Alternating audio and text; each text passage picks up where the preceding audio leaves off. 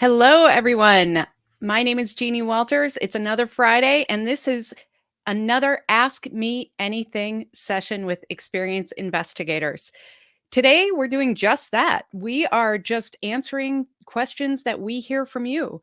We encourage you as you join us to drop questions into the chat. We want to hear from you directly today as well. And I'll do my best to answer anything I can around customer experience.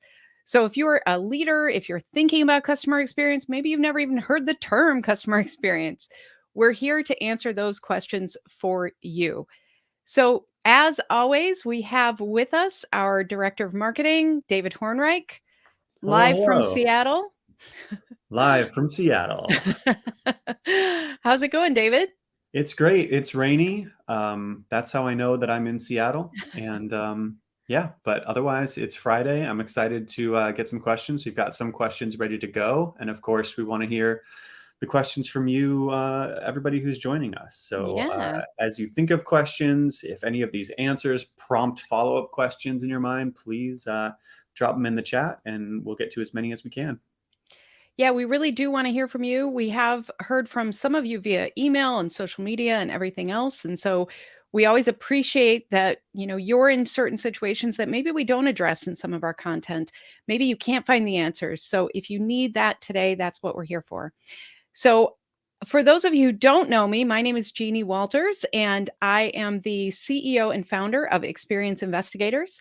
At Experience Investigators, we work with enlightened leaders like you to really create meaningful customer experiences that drive business results. We do this through both consulting and strategic advisory services, as well as keynote speaking and workshops and training and lots of content. We have many, many resources for you available on our site at experienceinvestigators.com. We have a treasure trove of blogs and articles. So if you're looking for something, I encourage you to search. And then we also have our program, Year of CX. Year of CX is where you can sign up right now. We're still doing this after we started last CX Day. And we have different deliverables, tools, workbooks, guides, things that you can download and use in your customer experience leadership. So if you haven't checked out Year of CX, I encourage you to sign up at yearofcx.com. So let's get to some of these questions. So, David, I'm going to bring you back. What are some of the questions that we've heard so far?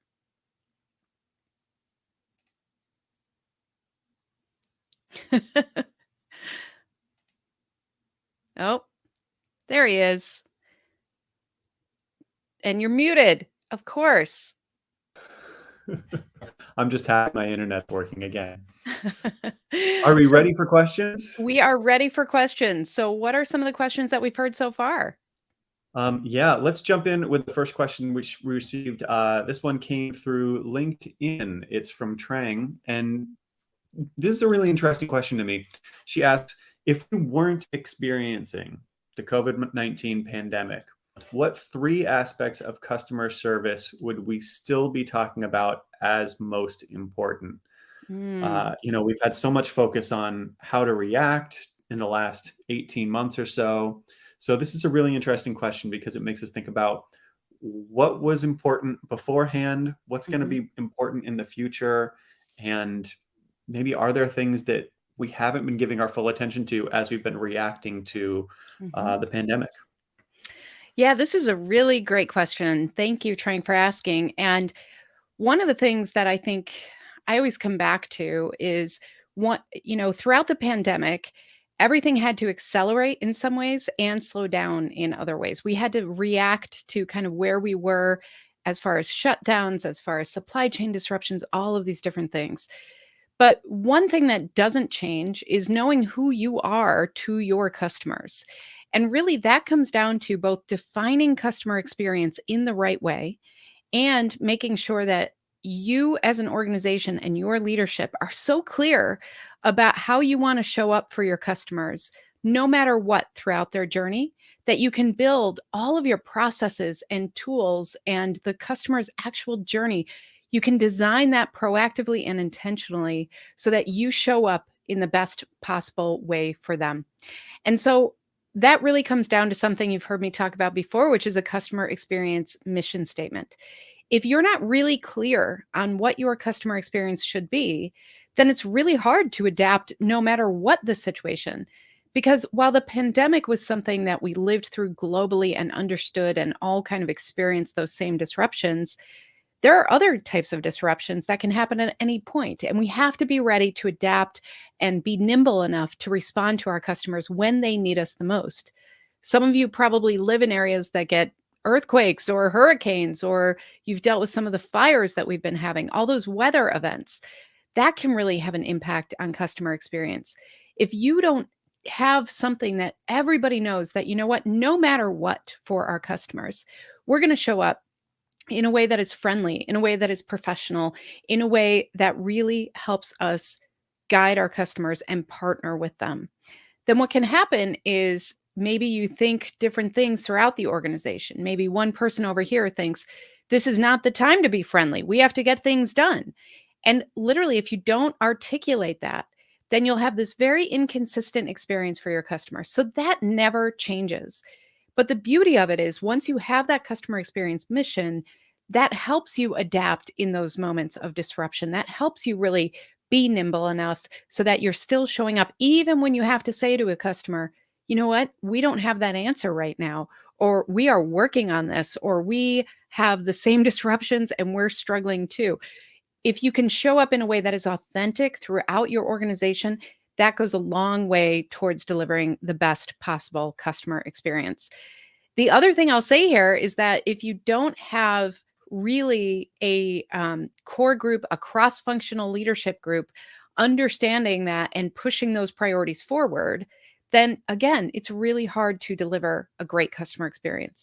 And what I mean by that is if you know that you have a bunch of pain points, for instance, in your customer journey, but you don't have that buy in throughout your organization to really make those changes on behalf of your customers, what can happen is you get territorialism, you get blame of this, that's that department. I'm over here. I'm not going to worry about that for the customer. You get all sorts of things that are very internally focused and very organizationally structured. What we want to do is work together on behalf of the customer.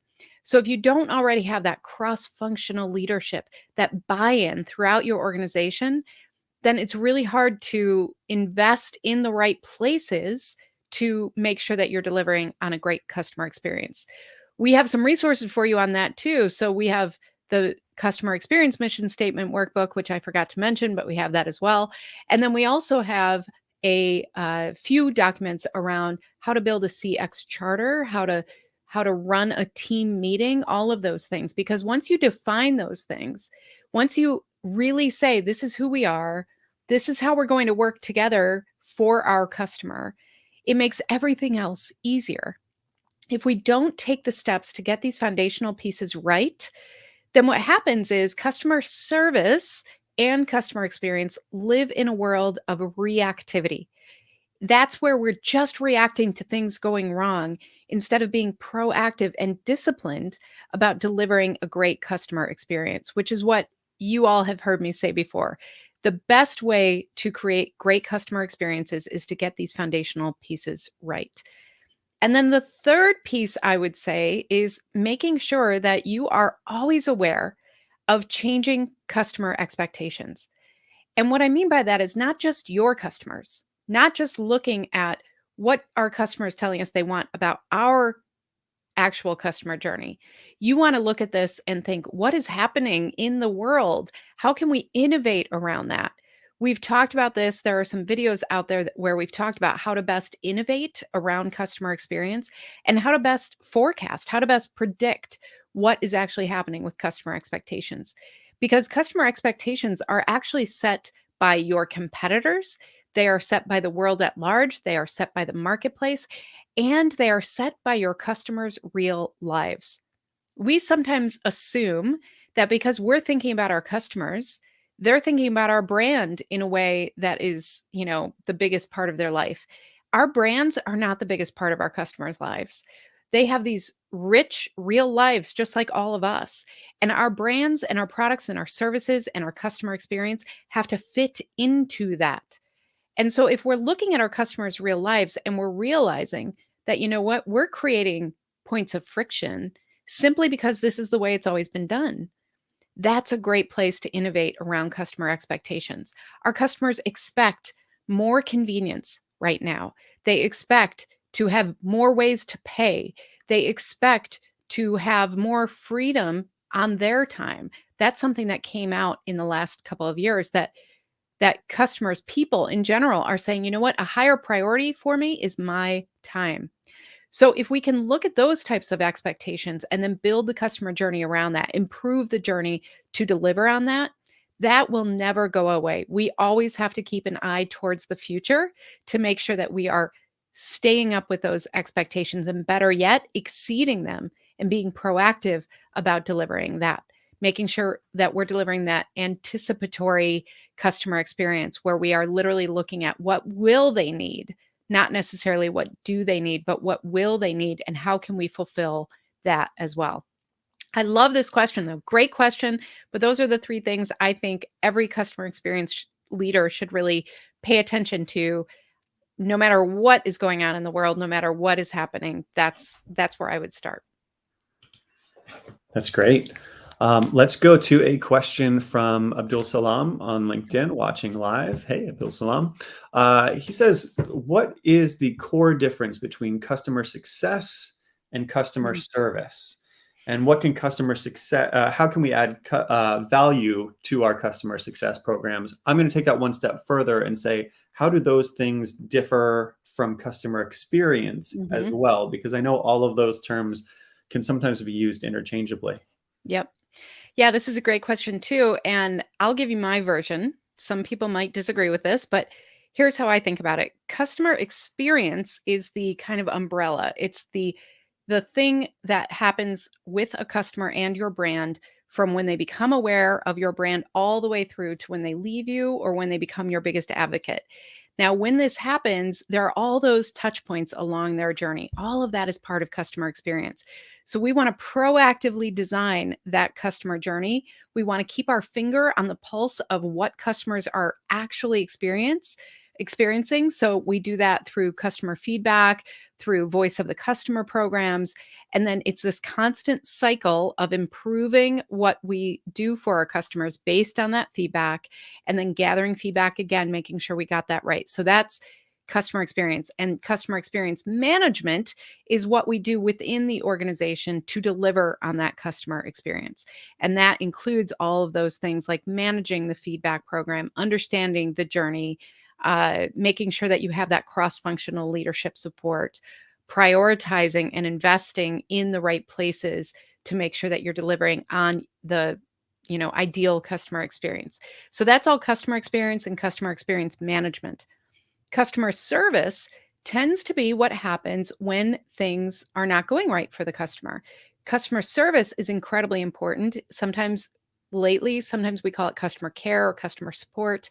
But essentially, the idea is there will be situations that either go wrong for many reasons. Technology doesn't work, or an employee doesn't quite deliver what they're supposed to, or there's a supply chain disruption, or all these different things.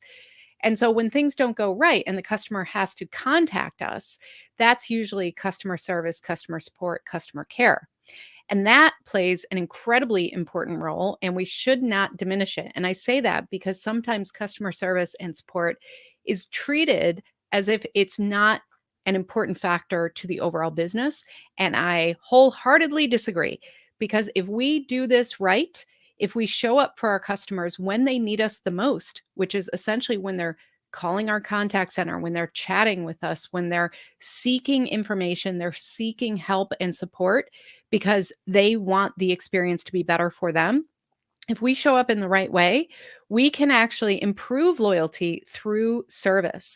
And so we want to make sure that we are training those folks right. We are giving them the right resources and tools, that they have information at their fingertips to be able to deliver service to the customer when they need it the most. Because if somebody is in a situation where they are literally saying, I'm so upset as a customer, I'm having an issue, if we can handle that moment of service recovery well, that can actually increase loyalty. So we want to make sure that customer service, customer support, customer care, they are treated in a way that is also proactive. We want to give them the right tools. We want to also tap into what they know. They are the ones actually interacting with your customers on a daily basis. We want to make sure we elevate the voice of those employees up into that customer experience management program so that we can constantly understand what's happening with our customers and it all goes together. And then customer success is typically part of organizations that have like software rollouts or big enterprise things that they need support on. Customer success is often where we have individuals who are assigned to specific organizations. So, for instance, if I am an organization and I want to get this new software rolled out, that could be a long process. That could be kind of a cumbersome, uh, very custom process as well. There might be a lot of nuance to that. So, customer success is really about saying, okay, I understand you as a customer. I see the roadmap for you, and I'm going to help you hit these milestones to make sure that you, customer, are successful with the product that we gave you. And so that's really, it can be a very long-term relationship. It can be a very personal relationship. The customer success manager might say, okay, you know what I think you need here? We're going to do a lunch and learn, and I'm going to show you all the features of this. I'm going to support your onboarding process. I'm going to be here if you have questions as you go through. So, what I am seeing with customer success when it's done well, it's incredible. What I want to put a little asterisk about for all of these, we have to be very careful as we kind of slice and dice our own organizations, not to fall into the trap of what I call customer journey by org chart, right? That's where we say to somebody, oh, yeah, I'm your customer success manager, but that's not my department. You should call that person over there. You should call this person in that department. When we start doing that to customers, we are increasing their effort. We are creating pain points and points of friction for them. And we're doing that because of our own internal org chart and process. So we want to be really careful about how we define these roles and make sure that the customer doesn't feel like they are being shifted around. Even if we need to rely on other people, even if we do need to say, hey, you over there, can you help this customer? We want to do that in a way that reduces friction, that feels seamless to the customer. Because that's one of the things I'm seeing is that sometimes people get jostled around as customers because we're so dedicated to our own org chart. So just be aware of that. But that's how I would define those things. Both customer success and customer service or support, they have an absolute place within that customer experience management framework. And we want to make sure that we're including them in those bigger decisions that we're making, that they're aware of any journey changes so that they can support the customer. And that again, we're listening to them. We are tapping into what they are hearing from customers because they are the ones interacting the most. So make sure that everybody feels like they're part of this bigger customer experience vision, customer experience team, because that's when you'll start really making things less effort, less friction, and a more positive experience for your customers overall. So I hope that helped. Yeah, I love that question and love the answer, especially the part about making sure that you're not passing the customer along just based on your org chart and the way that you're Mhm. set up. Super important. Yep. We've got a question from Kirsten. Kirsten says, lots of companies are reducing their customer churn rates or focusing on reducing those. Are Mhm. there any situations where you would not want to try to control customer churn? It's an out of the Oh, box question. I like it. yeah. Yeah, I love it. Yes. So some of the metrics that come up a lot when we're actually trying to organize around customer experience. Customer churn rate is certainly one of them. And for those of you who aren't familiar with that, customer churn rate is kind of like of all the customers that you get in, how many are walking out the door any given time? Because sometimes what happens is if we're not looking at churn rate, we're only looking at acquisition. We're like celebrating, hey, we got 300 customers this month, and then we kind of don't pay attention to the fact that 200 customers also walked out the door. So it's sort of the net of what you get there. So I do think there are certain situations where churn rate isn't as much of a big deal. There are certain times where we have to make hard decisions as organizations. And some of those decisions might be around pricing, it might be around how we do business, like what our products actually are. It might be around improving the journey in a way that some people think, this isn't for me.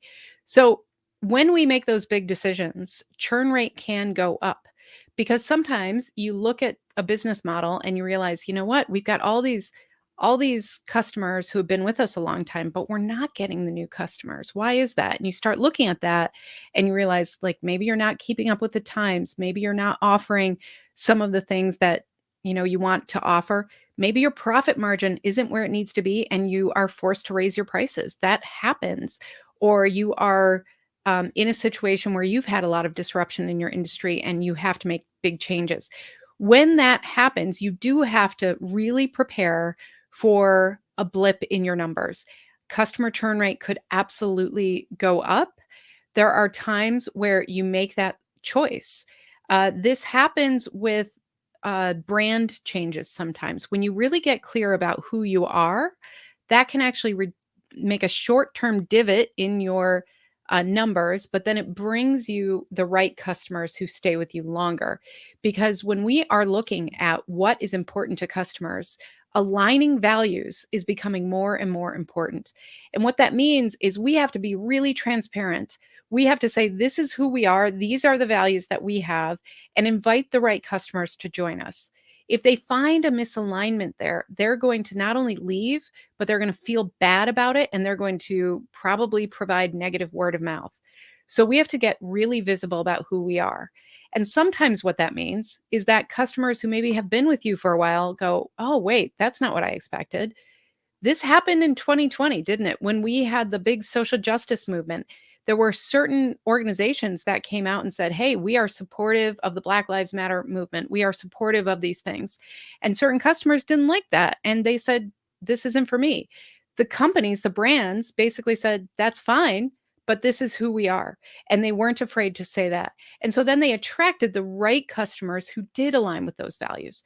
So sometimes you get those short-term divots that you just have to be prepared for, but you're doing it because of different reasons, either business model reasons, values reasons, all sorts of things. And so that can happen. So sometimes you do have to be prepared for that.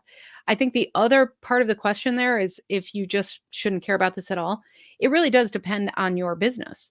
If you have a short term kind of product, then it might make sense. I mean, we do some work where we have clients who focus on baby products. Well, babies are only babies so long, right? And so you can't necessarily have a long tail on that. You will have customers who just drop out of that. And so if that's kind of the business that you're in, you can sort of ignore customer churn rate as long as you're looking at it in the right way.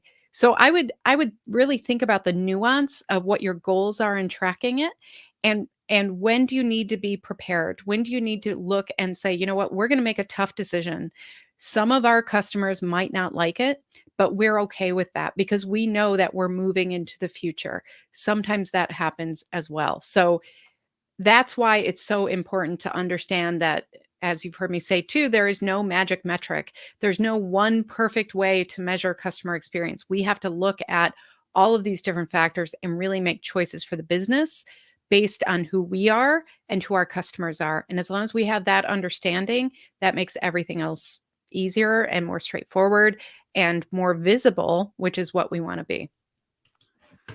Yeah, and this ties in so well with sort of the larger concept of we gather metrics so that we have a tool to make decisions, but understanding the context behind those metrics is another tool that we Hmm. can use. And the more Hmm. information that we have, the better. Yep. So that's great. Let's jump to a question from Fafa. He says, how do businesses effectively solicit customer feedback from customers? Some Mm. businesses don't generate enough feedback to be able to act upon. Absolutely. So how can this be changed? And I'm going to add on, as I like to do to these questions, and say, when is the right time to ask for that feedback as well throughout the customer journey? Hmm. Yeah, thank you. I love the bow tie too, by the way. So when when we're thinking about customer feedback, a couple things can happen. One is exactly what you talked about, where it's just not enough. We generate it maybe once a year, and we all sit around and go, "Huh, that's really interesting. Our customers love us." That's not very actionable, right? We can't really do anything with that. The other side of this equation is sometimes we get so much feedback. We have so many different sources of input that we can't sort it through. We can't act on it. So, a couple things that I recommend. One is have an actual customer feedback strategy. And what I mean by that is know your goals. Why are you asking for this feedback? And know your plan. What are you actually going to do with it? Make sure you have an idea of what are the steps of action you will take, because otherwise it becomes this exercise in analysis and very little else. So have that plan. The other thing, and this goes more to the question that David was asking, was if we look at the customer journey and we have, I always recommend customer journey mapping as a verb, not a noun. Make sure you're doing it on an ongoing basis. But if you look at your customer journey, that's what should guide you in when and how to ask for feedback. Now, there are different ways to ask for feedback that serve different purposes. Sometimes we want to track loyalty more than we want to track something about a specific point in the journey. But we want to layer those things. If we know that there are certain points in the journey that we want to know about, often this starts in customer service or that area where we say, okay, how was that experience for you, customer, after they go through the contact center? I'm sure you, as customers, have received this too, where you get the one question, two question survey. Either texted to you, or even if you're on the phone, it says, will you stay on for a minute? And you say yes or no. So all of those things are transactional. They are about that actual interaction. Things like net promoter score are often used in a relational way, and that really is about gauging the long-term loyalty of customers. But if we do this kind of in an ad hoc way, or just when we think about it, or because we've always had the survey, I hear that sometimes too. We've been doing an annual survey for 32 years. And I'm like, that's great. What do you do next? Well, we send the survey every year and then they report about it internally. And that's about it. That's why having a strategy around feedback is so important. And then you want to layer it onto that journey and make sure you understand your goals and you understand what metrics will serve you best too. Sometimes customer satisfaction rate is a better metric than NPS in some industries. Sometimes what we want to do is collect customer effort score, which is really about finding out, are we making this easy for you, customer? That can be really helpful in areas like when we're offering self-service, which more and more customers are asking for. So there are so many different ways to look at feedback. If you feel like you're not gathering enough right now, I would zero in on thinking about what are our goals, where can we do this in a way that is efficient and that we can actually respond to it, and then how can we build from there. A lot of customer experience is about baby steps. How do we take one step after the other to build a robust program? So don't be afraid to start small here and then build the program from there. And then the last thing I'll say here is if you don't have centralized data, this can get really tricky. And what I mean by that is I see two things with feedback. One is, the marketing person comes in and they say, well, we've always used this tool, so I'm going to send a survey to my customers with this. And then somebody comes in from the tech team and says, well, we have this tool and that's what we're using. And meanwhile, the customer's getting hit with all these survey and feedback requests from different systems, and it feels different, it's branded differently, all those things. If you don't have this centralized, that can be an inferior customer experience because the customer then has this really inconsistent way to provide feedback and feels like maybe they're not being heard. Because they could say one thing over here and then they get the same question over here. So make sure you're centralizing the actual feedback tools and everything, but then make sure you're centralizing that feedback data so that everybody in the organization has visibility into that. If you're hoarding that, if you're not sharing that information, then you're only going to make incremental improvements on specific touch points that maybe you own. The goal here is to make it journey wide. Really look at, okay, if we're hearing from customers that we're not responsive enough in this phase of the journey, How can we make sure we are responsive in a similar way that we meet those expectations throughout the customer journey, not just at this touch point? So, centralizing is so important. And that's where having a cross functional team can be so powerful. And that's where having a CX charter can be so powerful. And that's where having a CX success statement can be so powerful because you get everybody aligned on where you're going as an organization so that then when you ask for investment, when you say, we need these resources to listen to our customers, you're all pointing in the same direction and agreeing that these are our goals. So start with goals, figure out your plan of action, and then if you need to, start small so that you can start showing everybody how to act on this on a regular basis. I love that, and I love the way that you kind of alluded at the end to how all of these things that we might think of as individual initiatives really tie together and Mhm. influence one another. And the more that you can dedicate, or the more of these tools that you can use, the more you kind of create a full picture Yep. for your organization and for your customers. Yep. Absolutely. Absolutely. We've got another question from Abdul Salam, and he asks, how can machine learning and AI, things like chatbots and personalized offers, how can those affect the Mm. customer experience journey? Yes, as you might know, Abdul Salam, I love this topic, even though I have no idea how it all works. I am not a coder or a programmer or anything close to that, but I'm fascinated by this technology. And part of why I am is because I think it can revolutionize how we serve customers in a couple different ways. One is with AI, think about what that can do for contact centers. We rely so much on the knowledge of contact center reps. So when customers call in, have all these different situations and challenges, especially around technology and different tools, we expect these reps to either just know and just figure it out, or we give them these kind of databases or knowledge bases where they're supposed to kind of hunt around for the information.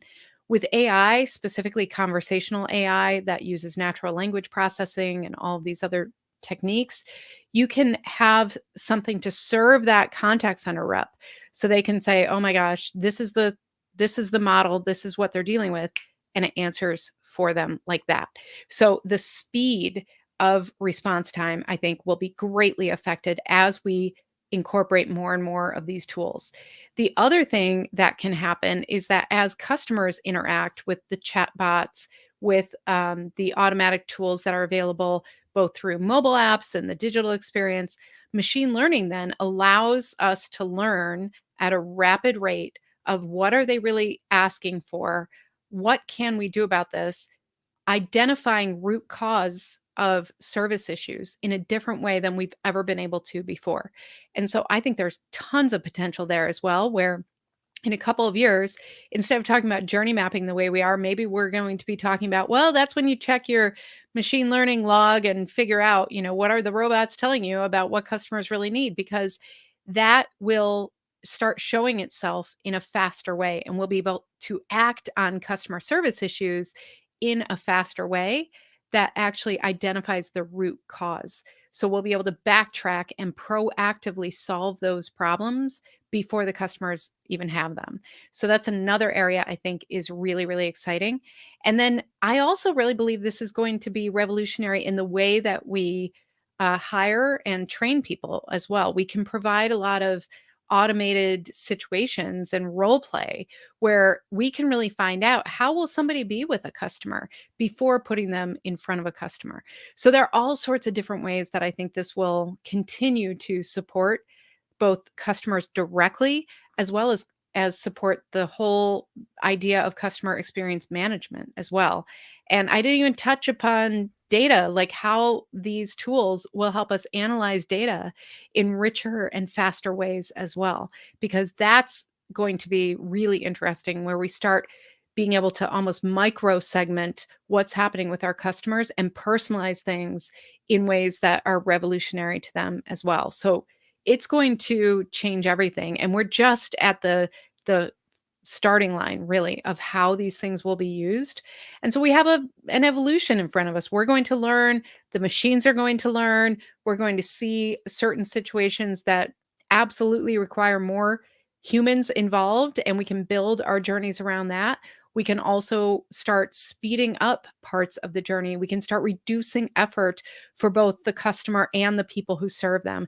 And that's the part I get really excited about. So, yeah, I think we're right there. And I wish that I was smart enough to program these things because I'm just fascinated by it. I think it's so cool. Yeah, I agree that we're right at the beginning of this. I remember back, if anybody remembers back in the 90s, there's a clip that I think has gone kind of viral nowadays of Katie Couric on the Today Show Yeah. What asking, is internet? "What is internet?" Yeah, I feel like that's kind of where we are with AI, Yep. and I'm really excited to see where things go. Hmm. I did drop a link in the chat, both in YouTube and in LinkedIn, to an article that Jeannie wrote on the right way to use AI in your organization. Um, Last year, that article is already a year old, but I know. That's yeah, still might be I'm an glad you interesting remember read. these articles. Yeah, yeah. We need some sort of AI to track these articles as they Yeah, come there we out. go. We need Yeah, a bot. there we go. I have a question as we talk about how things are connected. We've talked a lot about employee experience, and we have Mhm. a resource related to that. We've got an employee experience or an employee journey mapping workbook that we've Mhm. released. We talk a lot, of course, about customer experience. How do those things directly relate to one another? Mhm. Yeah, this came up a lot recently. Actually, I think a lot of organizations are really thinking about this in bigger ways because there is no other. I mean, there's no bigger driver, I should say, to your customer experience than your employees. I mean, think about it. Who is going to deliver the customer experience? Your employees, both the ones who are customer facing as well as the ones who are providing all of the processes and resources and tools and everything else that, goes through either other employees or gets distributed to your customers. Every single employee has an impact on your customer experience. So, starting there, one of the things that I'm a big believer in is that if we promise a certain customer experience, if we go out there as a brand and say, this is who we are, this is what you can expect from us, we better be living that inside our organization as well. Because if that's misaligned, what happens is employees start recognizing that. They start saying, wait a second, this doesn't feel right. How come we say that we have to respond to a customer right away, but I have to wait for my colleague to get back to me whenever they feel like it because I'm not important to them? We have to make sure that we are living what we promise. We are walking the talk within our organization. The other part of this that sometimes gets overlooked is if we look at the employee journey, if we look at ways that we can really help our employees understand, communicate about, connect with customers so that they can deliver a better customer experience. That improves customer experience overall as well. And then the the reverse of that is also true where if we deliver a great customer experience and we have happier customers, and we have a more successful business because that's what it leads to, we actually have happier employees. We become the employer of choice, which right now is so incredibly important as the great reshuffling, great resignation, whatever you call it, is happening. If we can be the employer of choice, that's going to reduce our hiring costs. That's going to give us employees who usually last longer, who do better at their jobs, all of those things. So it's all absolutely connected. And I think sometimes we overlook the way that it is. We put human resources over here, we put customer experience over there, and they don't really talk to each other. I really encourage you, if you are creating that cross-functional team, bring in your human resources leaders, bring in your learning and development leaders, because they are building the culture and the employee experience that you need to deliver on that customer experience. So there are so many ways that these absolutely have to support one another, and that we should be inviting those internal people leaders in our organizations into these bigger discussions about customer experience because it absolutely drives everything. All right. If you've got any more questions, let them get those into the chat, and we'll get those answered. But let us close with one more question from me. Um, as we talk about bringing in leaders and bringing in cross-functional teams, how can we explain or demonstrate to leaders that customer experience is in fact worth it? And how do we get other department leaders to care? Ugh, yeah, the $1,000,000 question, literally. So some of you have heard me say this before too, but there literally is no area in your organization that does not benefit from customer experience. And the fact is, it's n- I think sometimes we lose sight of the fact that that's true. And so if we don't first define success, not just what it means for our customers, but also what it means for our organization, that is always the first step here, because then we can really start showing that we are making progress. The best way to do this, in my opinion, is a customer experience success statement. We have a workbook for you. That's really where you break down your organizational goals, your leadership goals, your customer experience goals, and what does that look like to measure? What are you actually measuring so that you can show that this is working? So that's one thing. The other thing is, if you don't know your customer lifetime value, I would really encourage you to try to figure that out, because customer lifetime value is a very compelling number that your chief financial officer will get excited about, your chief revenue officer, your CEO. And if you know that number, that's something you can really start tracking and showing, hey, guess what? For every customer that we bring in now, we're getting X dollars more than we did a year ago. That is very compelling. That's another great tool for you. We have a calculator for you actually on our site. You can access it, uh, straight from our site. There it is. Try the calculator. So that's one way.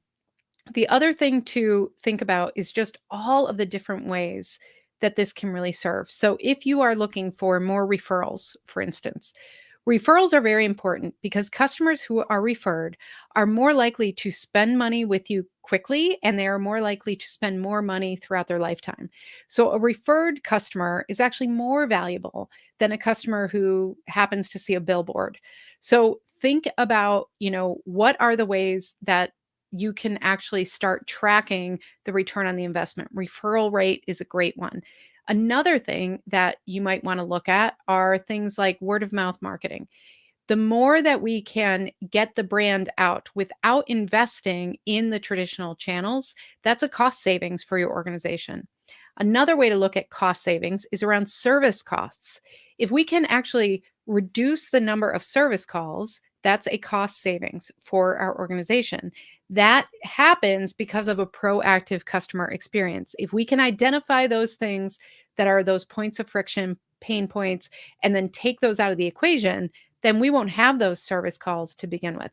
There are so many ways to break this down. There's a blog on our site all about it. And I think it's called how to invest or something like that. Look up invest, you'll find it. But really, it's about breaking things down in ways that make sense to our leaders and that show everybody that this isn't just about being nice to customers. Sometimes I ask leaders, what are your goals around customer experience? And they say things like, well, we want to deliver the most exceptional customer experience in our industry. And I say, huh, great. That's great. How are we going to prove that? What does that look like? Why are you limiting it to your industry? Maybe your industry stinks at this overall. Let's think differently about this. So, when you get really defined about what your goal is, maybe you can say, you know what, our mission is to create a winning customer experience that is the most responsive in our industry, something a little more specific. Then you want to break that down and say, okay, how will we measure this?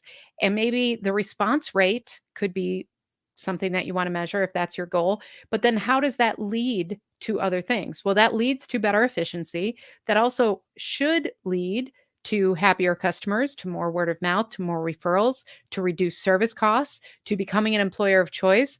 Dot, dot, dot, dot. I mean, if you start looking at all of this and using terms like our customer lifetime value is going up, People will sit up and pay attention.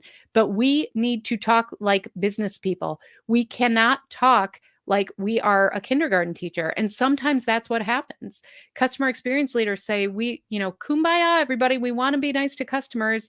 We want to deliver a friendly experience. We want to send out these welcome packages. That's all great, but you have to measure it. And that's what we have to do as customer experience leaders is define things from the beginning, understand how it will be measured, and then make the case over and over and over again by showing progress. That's the only way you can really get that buy-in from your future or other leaders. And that's why it's really important to break down all of these different ways that customer experience benefits the organization. It is not something you tack on, it is a strategy, a mindset, and a discipline. And that means applying business discipline to it. It takes some rigor, it takes some communication. But once you get that cadence going of communication, people really do understand this is who we are, this is how we do business, and it's because we all benefit from it. That's a good soapbox one. Yeah, that's a good one to end on. I feel ready to go out and conquer the world now. Um, Awesome.